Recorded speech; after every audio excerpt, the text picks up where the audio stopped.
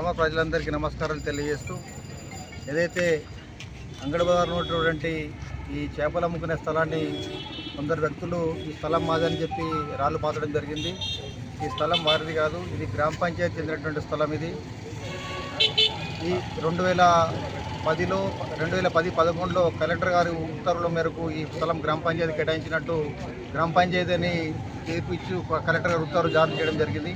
అది ఆ సదరు వ్యక్తులకు తెలియకుండా ఇక్కడ వాళ్ళు రాళ్ళు పాతడం జరిగింది. ఎవరైనా కానీ ఈ స్థలంలో ప్రవేశించినట్టయితే వారిపైన చట్టరీత్యా మేము చర్యలు తీసుకుంటాం. ఈ ఒక్క స్థలమే అని కాదు, ఎడపల్లో ఏ స్థలమైనా కూడా ఎవరైనా కబ్జా చేసినా, నా అన్నైనా నా తమ్ముడైనా, ఏ మతస్థుడైనా, ఏ కులస్తుడైనా ఎవరిని కూడా వదిలిపెట్టేది లేదు. ఖచ్చితంగా కబ్జాలకు గురైనటువంటి స్థలాన్ని మేము బయటికి తీస్తాం. గ్రామ పంచాయతీకి ఆదాయం వచ్చే దిశగా మేము చర్యలు తీసుకుంటాం.